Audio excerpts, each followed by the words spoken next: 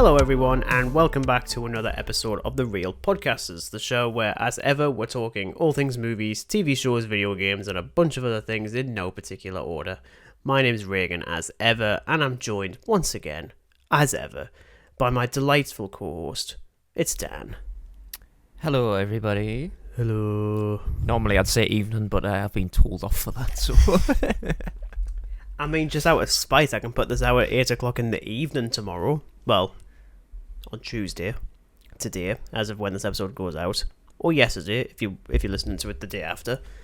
Getting really yeah. We'll just stick with now. Hi, hello, like that. Arit Maris. Arit Maris. The most northern podcast you've ever listened to.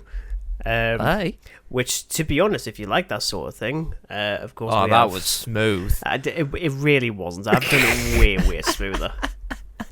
Way smoother before.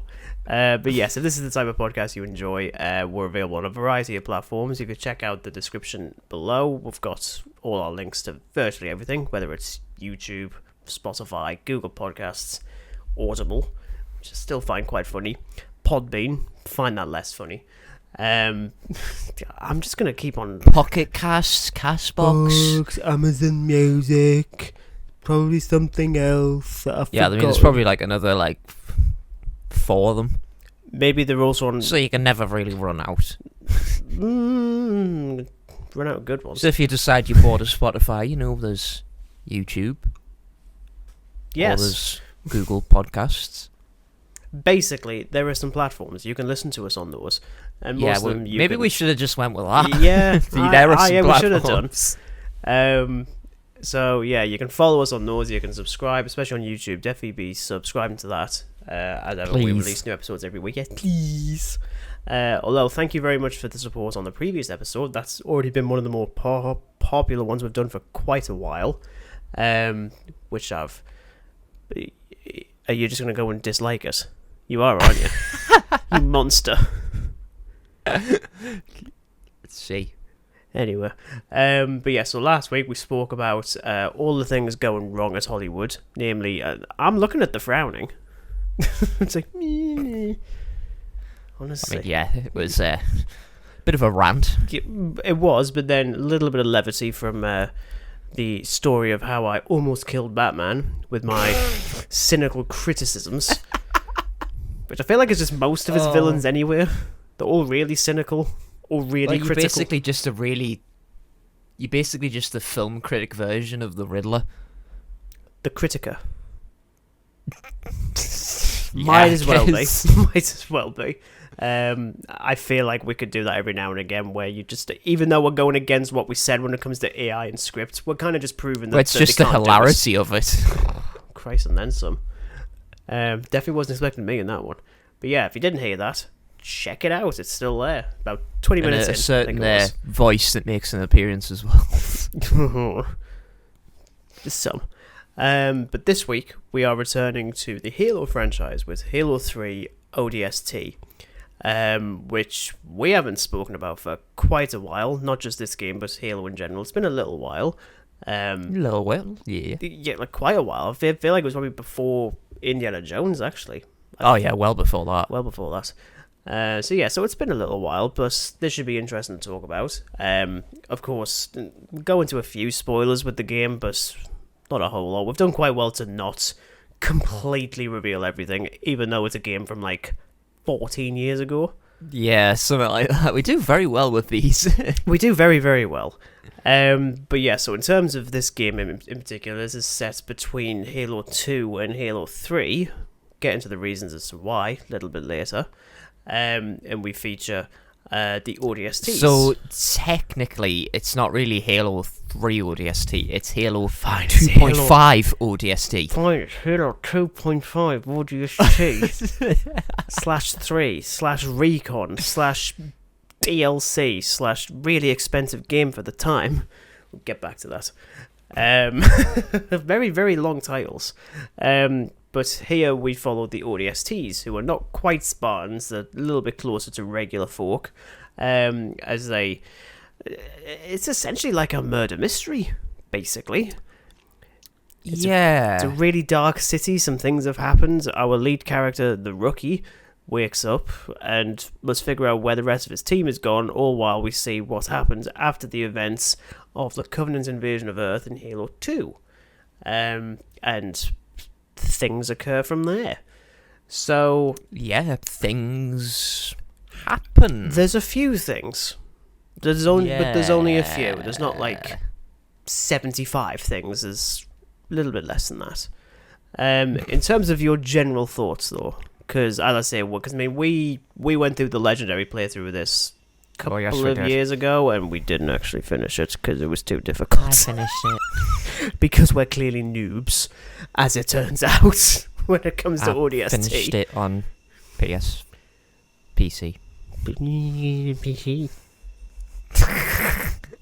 Okay. General thoughts, right? I got this game from a very, very now gone game shop that used to be in Chester, like Lee Street, where the town I'm from. Mm-hmm. Not like Chester as in Chester, you know. Not like that one. That's far away. Yeah. Not the good one. Ooh. You cannot disagree, surely. Okay, yeah, okay. Right. Okay, Shut up, right. It's important. I believe it was a shop called Chips, spelled like as in computer chips. Oh, for God's sake. Yeah. I can see why it no longer exists. Yeah, I mean, it's very long gone. It was either that or some other one that used to be in Chester, which again is very, Game very Station, long maybe? gone. Or Ranger Games, maybe? Oh, no, we never had Granger Games. We had Chips, and then there was a one called Gaming 247. Okay, which I've never heard of that one. Long gone after COVID and that. I mean, Yeah. it didn't survive at all. Right. So picked it up from either one of those. Do you know what it is? It's kind of just DLC to me. It doesn't really feel like a game. It just feels like DLC, in truthfulness. But I do quite like the fact that you're not actually playing a Spartan for once. You're actually just playing the Trooper for once. Like, you don't actually feel invincible because you're not. Like, you're really no, definitely not. Like, you know, with like, even on higher difficulties on the Halo games, like, you can still survive. I mean, if you die, it's your own stupidity, really. Which we do a lot because which in our case, yeah, it's very much that. Regan, what stick do you use to drive the Warthog? So Drives off Is the it this cliff. one? No, Regan, we're dead now. Again. The last time I ever let you drive. So, I think it's alright, to be honest. I mean, it's definitely like my least favourable of the franchise, and I mean, Halo 2 is there. And we haven't even discussed Halo 5 yet. Oh no, we haven't. That is going to yet. change. But I think it's okay, to be honest. I mean, it's nothing on Halo 3. But no, definitely not. It's alright. Yeah. I mean, I like the change of that, you know, you're not the Spartan for once, you're actually the Trooper, and I somewhat do like the murder mystery stuff, even though, like, it is excessively meandering as well. I think... It's like, you do one mission, and then you're back in the city. Yeah. And then it's like, you've got to walk to this objective that's like 500 meters away. I'm just like, wow. And there's nothing. There may be like a few enemies there, but there's nothing remotely interesting about walking 500 meters when there's nothing there. Yeah, I can definitely agree with that one. I think the game overall is fine. I think in concept, I think it's really solid. I mean, I got it from, I believe it was my stepbrother, actually. He gave me it, or he was going to sell it, so I had to buy it off him. Like 5 years younger than me, and he was charging me. That's still fun. I can just think of, actually, you know what? I'm sure that was the one. I don't know if it was that one or Halo 3, but I mean, this was from Granger Games. He still had the sticker on, but he'd been really cheeky and had another game with a different price on, tore off a bit of the sticker, and then plastered it on. It was either on 3 or ODST. It was one of those ones. Didn't fool me for a second. I'm like, £2 it is. It's like, no, not 20. It's like, £2 it is. 20 quid. It's like, you bloody cheeky hell. little... You cheeky little grunt. Grunt didn't even cover it. Brute. Disgusting little engineer. Oh yeah, we'll get to that. But yeah, I think in concept, I really like the idea because there's only so many times you can just be like the invincible super soldier badass, which is nice. But the concept of the ODSTs, I've always really liked, and I'm quite frankly shocked that they've never utilized it in like a TV sense or a movie sense or anything, because it's like the rugged aesthetic alone. Very easy to pull off. Like, it looks quite cheap, deliberately, because it's just haphazard, basically.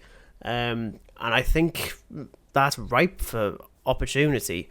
And I think it was a smart idea having it set between Halo 2 and 3, specifically in the city, where you spend basically 11 minutes in Halo 2, because everyone wanted to fight the Covenants on Earth. Nah, we don't want to do that. So I like the fact that it kind of pays off a criticism for Halo 2. That being said, at least you kind of get to explore a little bit more compared to Halo 2. Without actually getting like shot by beam rifles every 5 seconds. I don't think it was every 5 seconds, Dan. I think it was every 3, at least, maybe 2. Like, honestly, it's literally like laser tag on that frigging game. So you see a pink laser and it's like, ooh. Literally laser tag, as it turns out. Like, honestly, you hear that, pew, and you just know you're doomed. Yeah. That being said, I mean, I never liked the mission structure where you do just go from one end of the map to the other. Yeah. Find an object, and then all of a sudden, flashback. Yeah, it's like some like flashback thing. But it's really, I don't mind it for some of them because at least it's not too far away. Like, when it's like 200 meters away, fair enough, because it's like literally like go through a door, you're there. But when it's like halfway across the city, it's just like, do I really need this right now? And there's nothing there to like actually go out and explore. I think there's like a small amount of collectibles to get, but what's the point? Like, it doesn't do anything for the story. No, I think it's like audio logs or something like that from whoever. The superintendent, which is the that's the one. Not to like harken back to the last episode, but the superintendent is the AI that controls the city. I'm like, oh great, we're talking about bloody AI again. I didn't even plan on that. I mean, luckily there's no AI in Pirates of the Caribbean for the next episode. Spoilers. Fine, whatever. But yeah, I think gameplay wise it's fine. Story wise, concept is really interesting. Execution is a bit Yeah. But I don't hate the game by any means. Like, I'll still play it occasionally, but not to finish it. I won't go into like sort of like I won't start from the beginning. Like, if I'm gonna play it, I'd just go straight into like the missions. I don't really want to like spend ages just doing a mission. Around. I'm walking around again, doing a mission, walking around, doing a mission, walking around, doing a mission, walking around. It just gets very boring. Well, in terms of the development of the game, I mean, how much do you know? I'm assuming very little. Absolutely nothing. We're doing really well with this. Honestly, it's the same with them. Research every week. It's the same with Halo 3 as well. You'd think that I would like know everything, considering I'm a huge fan of these games, but I didn't. Yeah, no, it's fine. So after the release of Halo 3, Bungie very much wanted their own independence as a company. They were still under Microsoft. So they basically went to them and like, look, we want to be a fully independent company. We've done these games and they've done quite well. A few people are playing them, and Microsoft was like, okay, just do 2 more Halo games for us and then give us the rights, and then you can leave. So they agreed. So bulk of the project was Halo Reach, which will be a future episode. We're not talking about Reach yet. Ugh. But the other one wasn't technically going to be this one. It was actually going to be a TV series that was going to be executive produced by one Peter Jackson. He's a bit of a low-level kind of director. Oh yeah, I mean, hasn't done very really much. Done much. Yeah, like the Lord of the Wrongs. No. The Lord of the Wrongs and the Habit. No idea. Haven't got a clue. Turns out, He also massive, did a massive film Halo called, fan. what is it? Kung King? Kung King. Yeah. That sounds awful. But yeah, he was a massive fan of Halo, and this was in development for a long time. Didn't happen, got shelved. So the people working on that was like, okay, we need a project. Let's just fart this thing out. Drop Troopers? Drop Troopers? Drop Troopers. So this was originally announced as Halo 3 Recon before being retitled to ODST. But because bulk of the project was on Reach, all the redefining things are in there. With ODST, It's like, yeah, we'll just have to reuse quite a few things. Hence why they technically made it a sort of prequel, a little bit. Lot of pre-existing assets. So they couldn't make any drastic changes, and in terms of development time, about 14 months, 14 to 16 months, which is pretty rapid. I mean, you can have that for like a feature film, and it's still quite rapid. Yeah. That being said, despite us joking that it's basically glorified DLC, it was still packaged and released as its own game for the same AAA title prices, like over in America, $60. Here, about 45 quid. Which, I'm sorry, like, game's fun every now and again, but it's not exactly. And to think you still get that every now and again, like even EA did that recently with the reboot of Star Wars Battlefront, the first one, where that game was released for $60, and the DLC was $50. What? $110. Seriously. I mean, I'm pretty sure I got ODST pre-owned and it was only like a tenner. Yeah, mine was £2. After I told my stepbrother otherwise. Because mine was like a 2-disc one. It had like the story mode, and then you had like the multiplayer side of it on a different disc. Same for me. Not that the multiplayer had much, but you know, we will get to that. We'll get to that. We will. But yeah, in terms of development time, it's kind of similar to the older games where there's always something.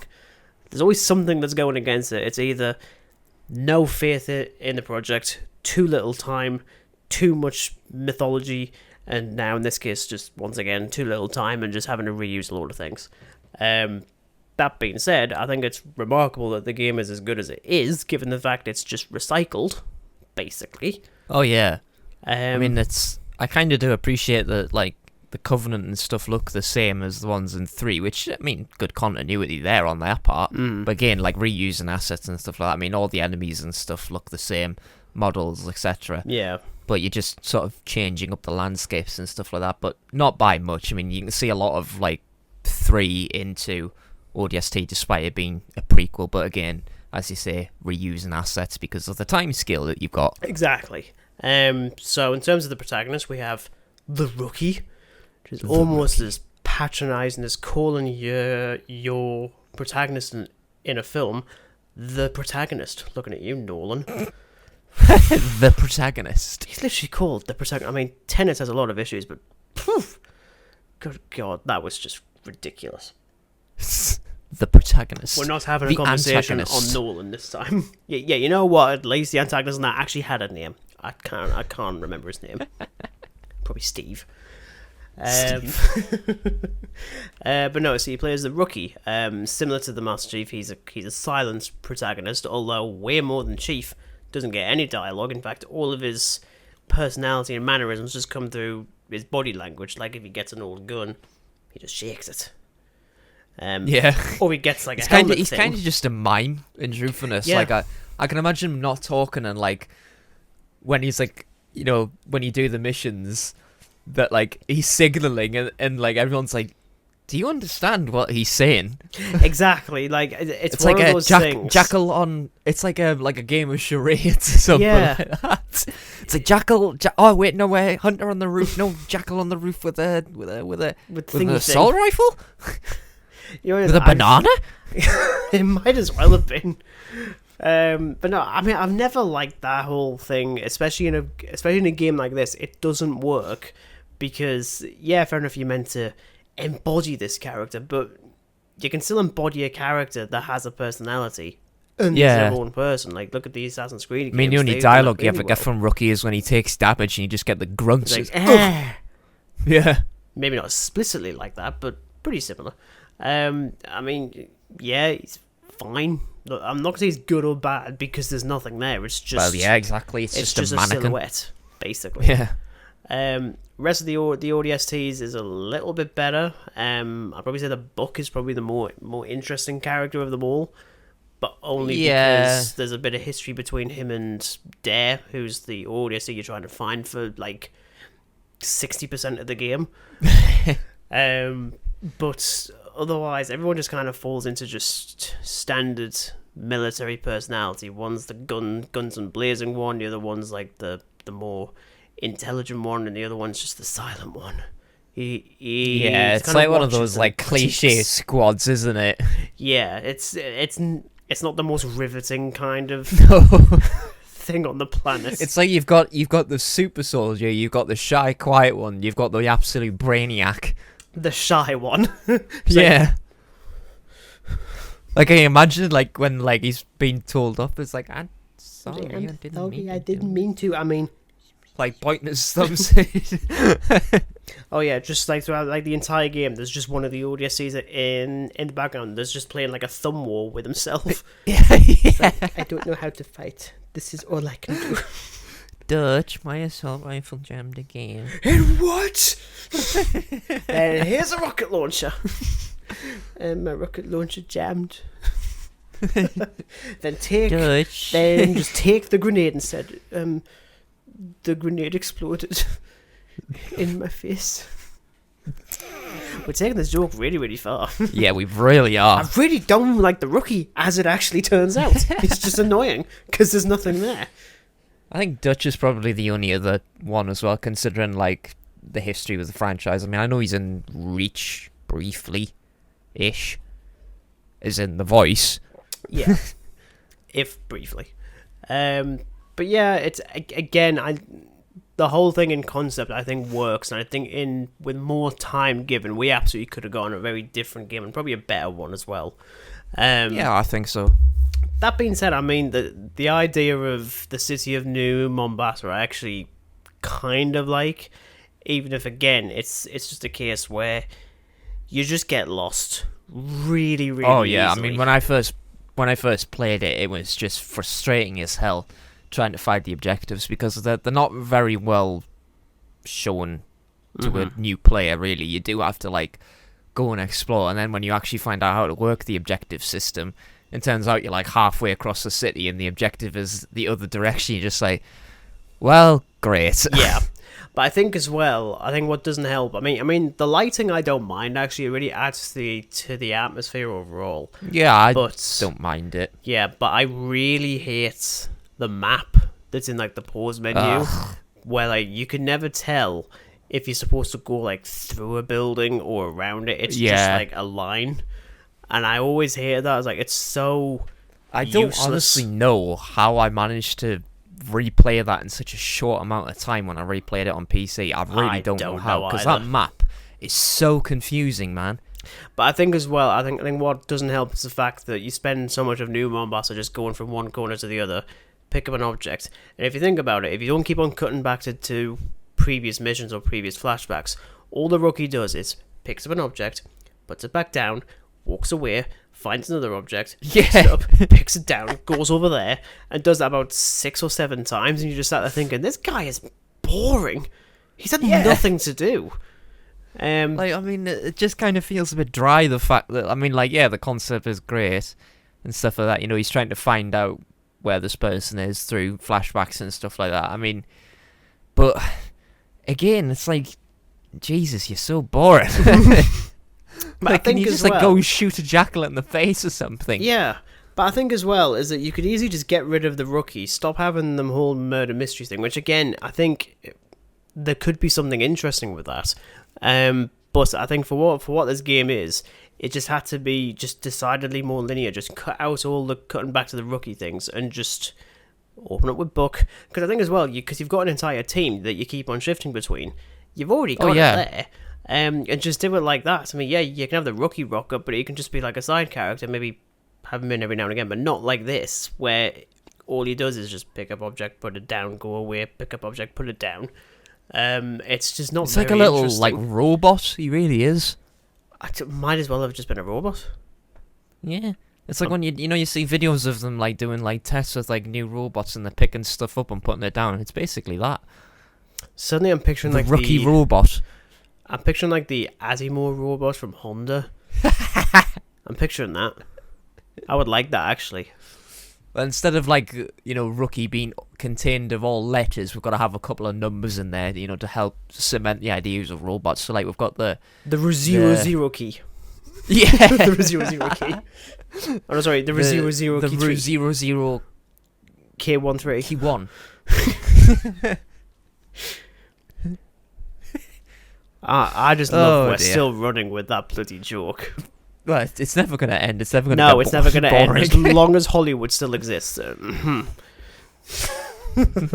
We'll see in a couple of weeks.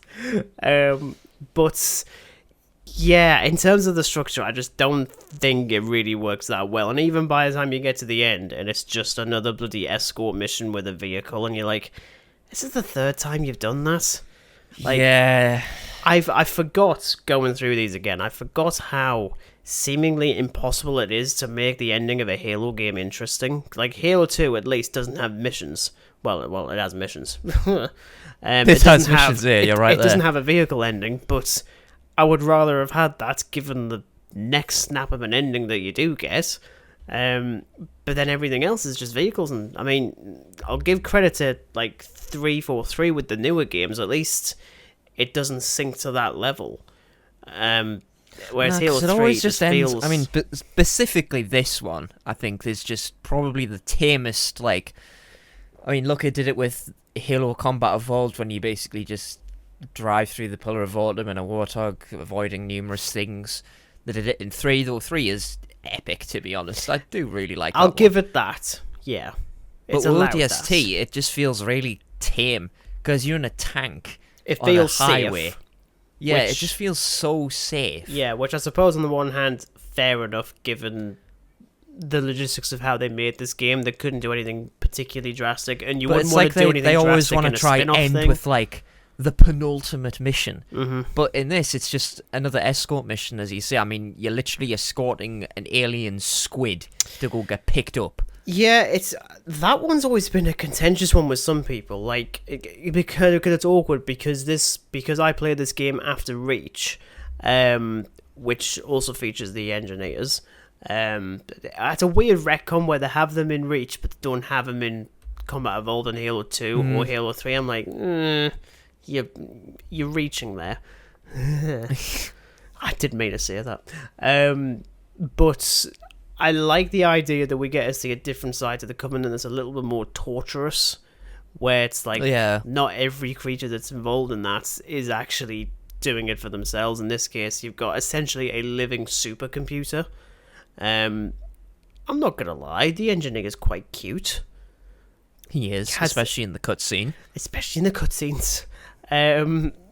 But at the same time, it's still a weird way to have a twist in this, because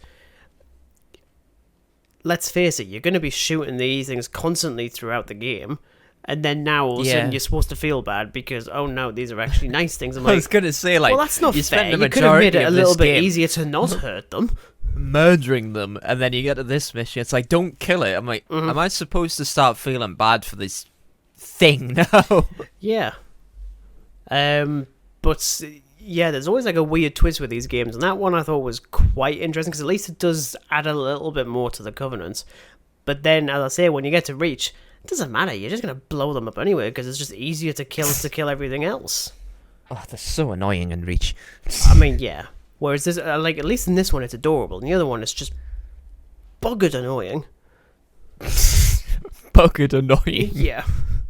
Just coming up with different things now. But yeah, I think in terms of like the story, I think that's the one I find the most interesting. But as I say, it's much like with the previous games. Concept is fine. The execution is just kind of all over the place with the franchise. All of a sudden, I'm kind of wishing we didn't do the Halo franchise because I'm starting to realize I've got more issues with these games than I actually realized.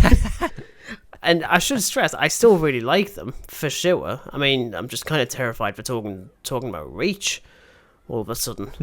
Maybe about Halo 4. I've got plenty of things to say on 4. But one of the things I do actually really like, and something I didn't appreciate at the time, is actually the score. I do like the score. Because we've still got Marty O'Donnell and Michael Salvatore back to do the game. And it's weird how this sounds completely unlike anything else in this franchise, but it still feels so intrinsically You know what Halo. I'd say it is? Particularly with like the exploration of the city, it's very... It has a lot of ambience to it, I think. They've got a saxophone in it, which is just mental. Like, I hate the saxophone. Like, it's just, as an instrument, I'm like, why the hell have you designed this? It's just some, like, citizen sat on top of a rooftop just blowing the sax. It could have been a grunt. The grunts sing, so it could have just been that, and you just sort of look up and he's just sort of looking at you like, what?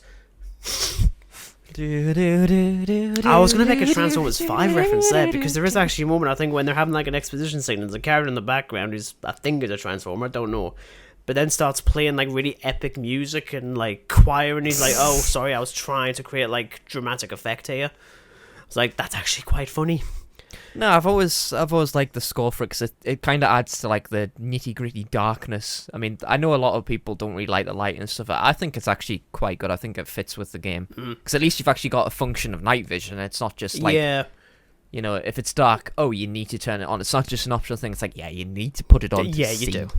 I do read the other bits of the score, because I mean, while it's quite atmospheric and quite somber, you do still get like the really like harsh, like badass bits, like especially when you're playing as Dutch, when you're finally out in the day in like the deserty bit, with the choppers and the tanks, and that music that plays is really badass. I really like it. You do feel like I'm about as close to a Spartan as you can possibly get.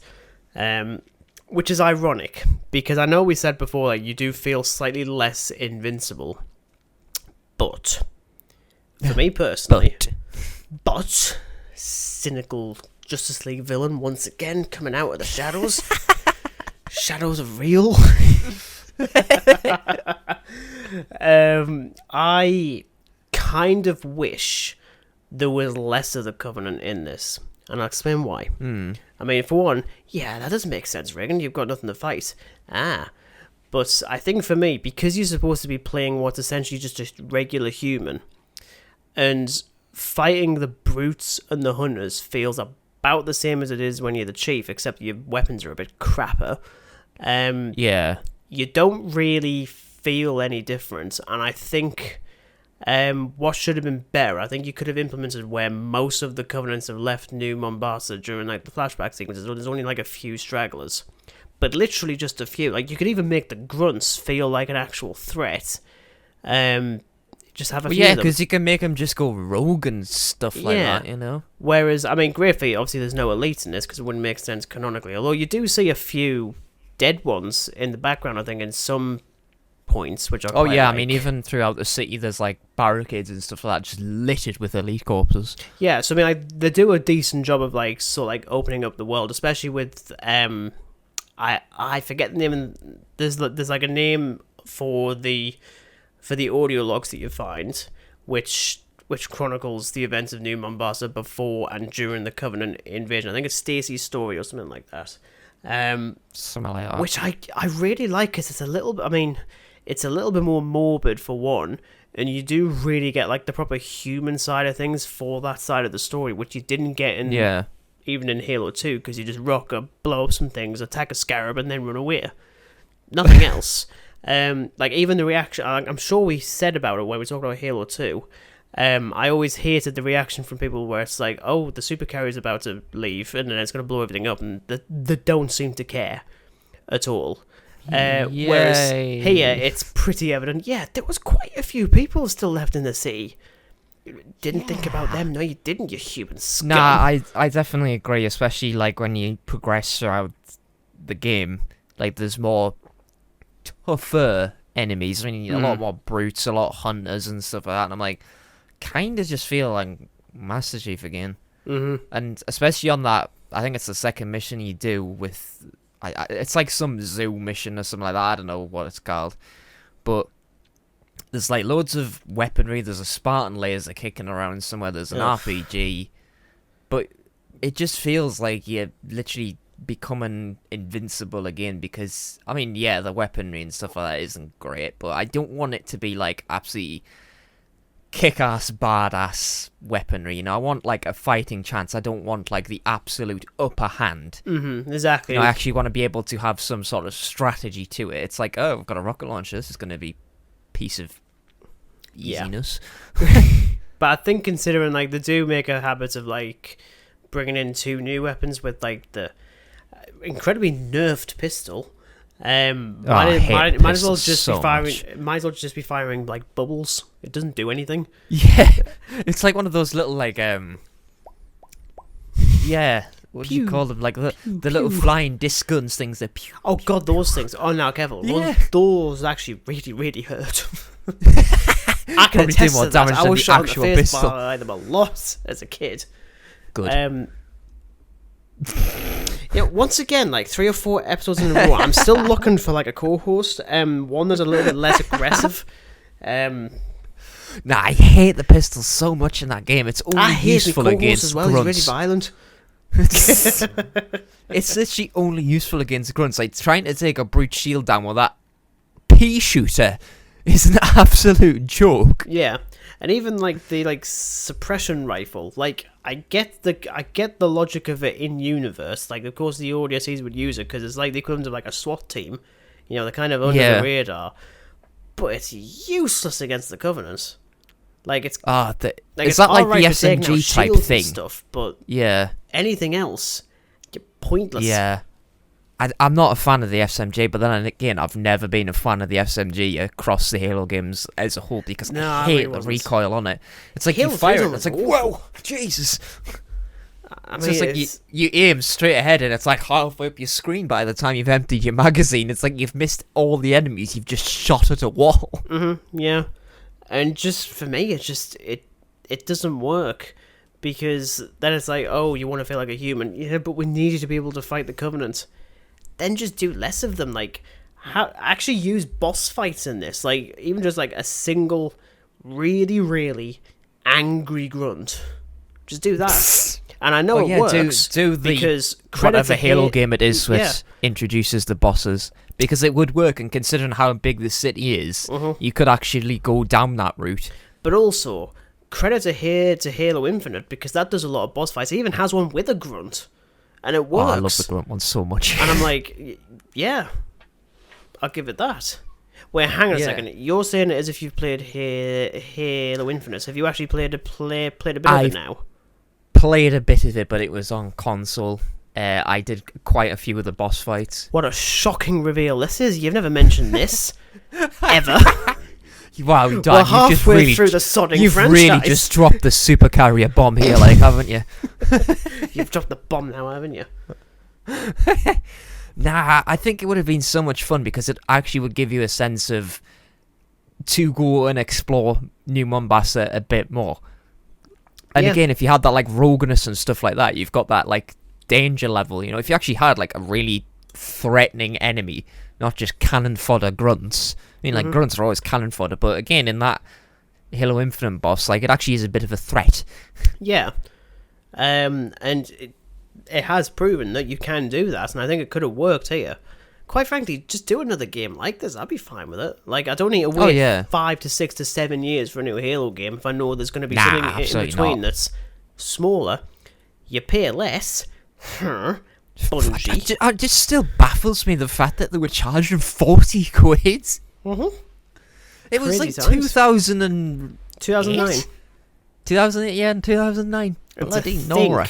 We still have that nowadays, but think of inflation now. It'll be closer to 60 quid. Well, yeah, I mean, most new games are like within that like 50 to 60 quid region. And even it goes into like hundreds if they do like premium editions of games like the gold edition or the platinum. I'm like, oh, screw off. Yeah. I mean, in terms of the ending, I mean, as I say, it does mostly just end in like another escort mission. You're trying to get this engineer to safety before the Covenant's going to blow up everything. You do get it to safety, blows up everything. The end. Well, not thing. really. Yeah. I mean, you do get a quick epilogue with bloody Sergeant Johnson that just randomly pops up, and you're like, this is getting very MCU-esque before the MCU. Just like, by the way, this person's here. It's reminding me of bloody watching episodes of Secret Invasion, which we're not going to review. I think it's absolute garbage. I hated it. Put it this way, I couldn't even get through the first episode. I had to I think there's still like 20 minutes left of it. Yeah, we're not going to suddenly hijack this episode and then just do like a review of Secret Invasion. I'm not doing that. But it does remind me of that, where it's like, hey, you remember this dude? He's in this dude. Yeah, you remember this dude? Do you remember this guy? And he's actually alive now because you know, he hasn't died yet. Canonically. Hashtag nostalgia trip. Hashtag killed by a ball. Hashtag Killed by an angry ball. KBB. Killed by ball. Kebab. Angry ball. Hashtag anyway. killed by ball XD. Yeah. FML. LOL. Ruffle. Nah, So I think picking a mission, missions in that game is pretty difficult because some of them are just like, yeah. I mean, the last one is probably like the most entertaining in terms of. Well, actually, I do quite like the one where you basically go down into like the underground and you basically go to the engineer. I think that one's quite good as well. It's alright. I think as well. I hate the drones though. I hate those. Oh yeah, we all hate buggers. the drones. Yeah, flying buggers, literally. Legendary difficulty. Those twats. Well, here's the thing. I was waiting for like the swearing to occur. I was doing really well. They are. They're absolute. Like I know a lot of people say that like they're like brute chieftains and stuff like that. I tend to deal with like the tougher enemies. Yeah, because I mean, like you could just think you're in the clear and some little git with wings comes behind you with a pink gun of doom and blasts you to an oblivion. Yeah. And you're just like, I just wasted 15 minutes clearing this out to get killed by a fly with a gun. Mm-hmm. But Great. I think as well, I mean, it's just so annoying though, because as I say, like the concept is there. Yeah. But at the same time, though, like, because we will briefly talk about the legendary thing, because we have spoken for each episode when we've done the legendary thing, we didn't finish it. We couldn't. It's interesting, actually, the first time I ever tried to do it was with a friend of mine called Callum. I remember doing that with him, but that was back when my internet was even worse than it was a couple of months ago. Like, there was so much lag.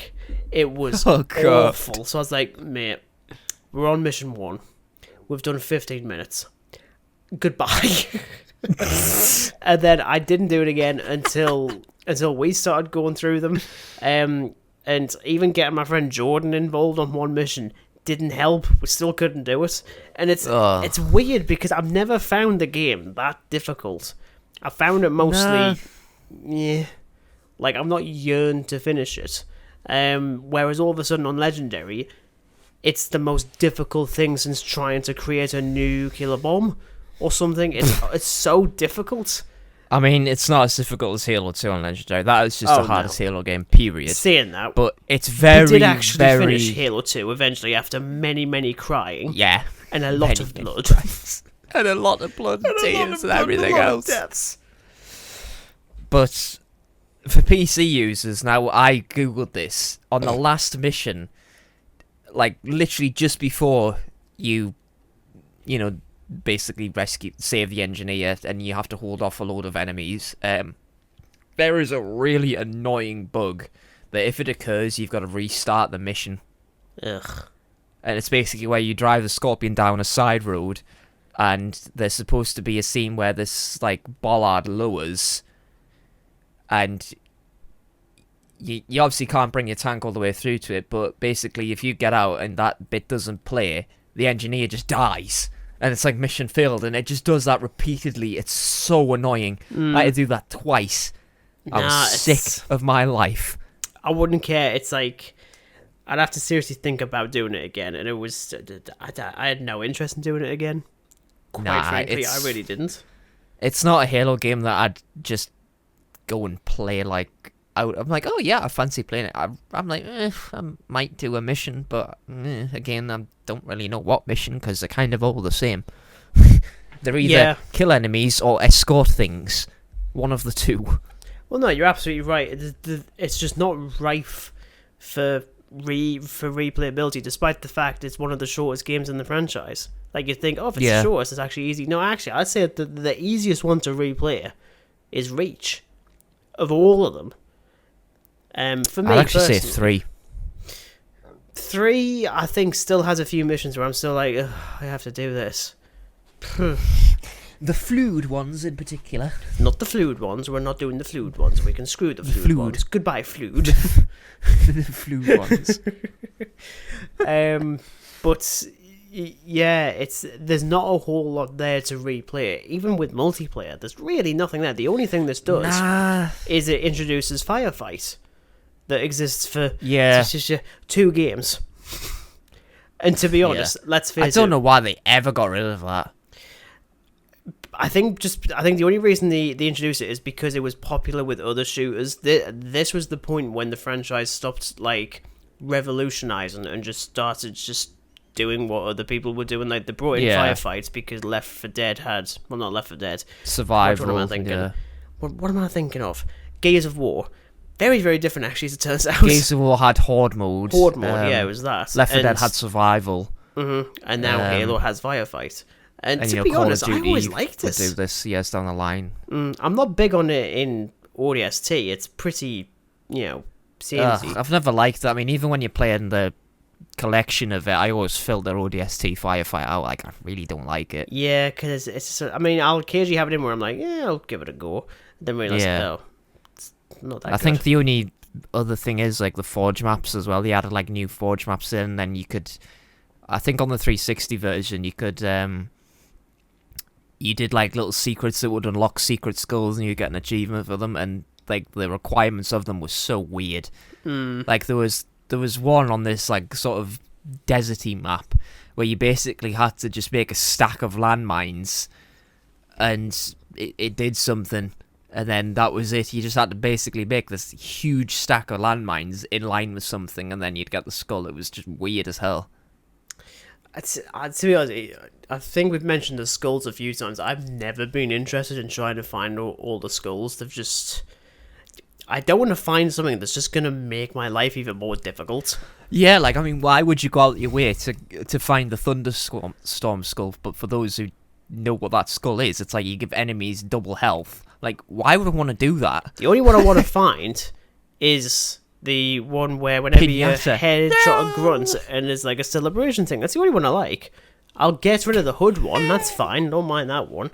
But have you ever actually tried playing like one Yes. of the flood missions on 3 with no hood? Horrifying. Yes. I'm sure I've tried to play one of those levels with every single skull on. And you just out there thinking, me too. why do I do this to myself? I could just play Forza instead, and I could just drive around a racetrack for like 3 hours. At least that doesn't have the flood just randomly pop up halfway through. Entertaining as that would be. Just like, what kind of driver is in that Formula 1? Oh my god. It's just some disgusting mutated alien just sat in a car. It's a Formula Flood 1 car. Flood Morza. Flood Morza. But yeah, as I said... Flood Rosa Horizon. Oh dear. But yeah, as I said, there's not much to say on like the multiplayer front, because as I said, they don't need to put anything in, which is ironic, considering they charge the same amount as Halo 3. So you'd like, oh, they've got a lot of stuff. No. It's pretty similar to what 343 did with the anniversary edition of Halo Combat Evolved in 2011, where rather than doing anything interesting with the multiplayer, they just ported over the Reach one with a couple of extra maps. I'm like, that is lazy. Unbelievably lazy. Saying that though, I do like the remaster of that. I don't think did we actually talk about that one for the first one? I think we did a little bit. We did mention about the multiplayer, but again, it was pretty limited because again, there's only like 2 things that they ported over. It was like Capture the Flag and Slayer on the anniversary maps. That was it. And there's like 2 anniversary maps or something like that, from what I can remember. I can always remember one. I think it was literally like one of the maps on Halo, I think, where it's like one like the structures that shoots up a laser beam every 3 minutes. Oh yeah. Yeah, the but shield spire weird things. something like that. Yeah, them. and then there's like a foresty one, but otherwise, but yeah, there's not much else when it comes to ODST, which is weird because again, you look at the price at the time, you're thinking, oh, this is going to be like a big thing. No, it's not. It's like you said at the beginning, it's glorified DLC, and that does hinder my overall feelings on it because, you know, it looks quite greedy. I've never treated it as like its own thing. I've always just seen it as DLC because it just feels like it. Yeah. And just for me, again, there is stuff to enjoy, don't get me wrong, but at the same time, there's still not a whole lot there that really makes it feel like its own thing. It feels very last minute, which, as I say, given the development, you can see that that's very much the case. But you could at least try and mask it just a little bit, and I don't think Bungie was able to do that. Nah, it's a shame that it is very over-reliant on just recycled material. That But being again, said, you know, with the period of time, it's just what it is. That being said, I do have to disagree with you from before, and I do prefer this over Halo 2. Then again, I prefer going to the toilet over playing Halo 2 again. Well, to be honest, I'm more likely to play ODST now because of Halo 2 leaving my psyche very, very damaged. We shouldn't have spoken about it. We don't talk about Halo 2. No, you've just sort of like unlocked the repressment of that torturous game. What, like in like some of the scenes in Insidious 5? I mean, don't get me wrong, my psyche was already screwed, but playing Halo 2 just made it so much worse. Very much like getting your repressed memories from Insidious 5. Sorry, the wrong one. Insidious, a lick of paint keeps the demons away. Insidious Deluxe Edition. If only. But yeah, I think that's our thoughts on Halo 3. Yeah, I can't really think of anything else to say. I think we've kind of covered all of the ground in New Mombasa. Yeah. But yeah, I think overall, I'm still kind of fine on the game. It's not one I'm going to replay very often, if at all. Nah. Maybe at some point. Maybe we will actually finish it. Maybe at the end of this year. Maybe I'm like 60 years old. Well, I was going to say maybe the end of this year when we finish Infinite. Although, we should actually play it together, actually, I think, considering you can actually do that now. You couldn't do it upon release. That took 2 years to get to. No, yeah. That's going to be interesting. I need to actually play a lot of the later Halo games, because, I mean, I've done the Master Chief Collection, but now I just need to do the newer ones. But I'm still not paying like 40 quid for a campaign, though. It's Game Pass, it's fine. Well, I don't want to buy Game Pass. It's Game Pass. I'll see if I can share it to you or something. I'll cheat. I don't want it! No, I'm sure they actually have a sale on. For the 4th or 5th time in this episode. Sake. Seriously, I want another co-host now. No, you don't. You love me. No, I don't. I couldn't do this with anyone else. Exactly. So stop your whining. Bugger, I'm stuck. 63 episodes. No, sorry, 66 or 67 if you count the Comic-Con ones and the Dog Soldiers commentary. And the cancelled ones. Because audio is just awful. Yeah, because, you know, computers just decide to make our lives a living hell. Yeah, a little bit. But yes, that is our thoughts on Halo 3 ODST. So thank you very much for listening, though. I really hope you enjoyed it. It was nice to talk about a Halo game that we somewhat like. Yeah, it exists and it doesn't offend us like that. Yet. Maybe Yet. But yeah, so as mentioned a little bit earlier on, there's going to be a little bit of a break for a few weeks, mostly because it's the summer holidays, and where I work, it's really busy, it's really tiring. That being said, I'll still be popping up on Graveyard Chit Chat, our sister podcast, where we talk nothing but horror films. Now, I could ask what's the next episode, Dan. It is actually the previous one that we mentioned because, you know, timing has just been awful, I think it's safe to say. Yeah, I've had some stuff on and we couldn't record. So next week we are recording another favourite horror films of all time. So this is part 2, and basically we're just going to chat about 10 of our favourite horror films. I'm slightly cautious because I've kind of learned that when I recommend a horror film to Regan, it's 8 times out of 10, I'm gonna say. Like, it's often the 2% that he actually really likes the film. The other, like, 80% is him just ripping on my favourite film of all time. Hey, I really like The Thing. What the hell are you on about? Oh yeah, I did Monster. change it. I keep forgetting that. You shape-shifting monstrosity Freak. That was really harsh. Oh, that's true, though. Alright then. Jesus. Yes, so we'll be talking about that, and as mentioned before, we will be returning to the Pirates of the Caribbean franchise to talk about the worrying one, because I'm now terrified of rewatching it, is Dead Man's Chest from 2006. I'm definitely going to rewatch that. Yeah, please Definitely. do, because it turns out it was quite difficult to talk about the film when you haven't rewatched it. Dan! I've seen it that many times, I could literally just reiterate the script for you if you want. I'll put it in the generator for you if you want. Please don't put anything else in that. Don't give Skynet any more ideas. But yes, we'll be talking about Pirates of the Caribbean Dead Man's Chest in a few weeks. That'll be towards the end of August. This episode will go out at the beginning of August, so you're getting 2 episodes. Wow. That's 2 hours of content, which is about the same as Halo 3 ODST when you think about that. Ooh. You're not wrong. Yeah, we're not charging 45 quid for this. In fact, it's free as anything. It's the cheapest thing you could do. But yes, talk about Pirates of the Caribbean Dead Man's Chest in a few weeks, and talking about our favourite horror films, Part 2, over on Part 2. On Graveyard Chit Chat, so stay tuned for that. Thank you very much for listening, and once again, it's goodbye from Dan. Goodbye. And it's goodbye from me. Goodbye.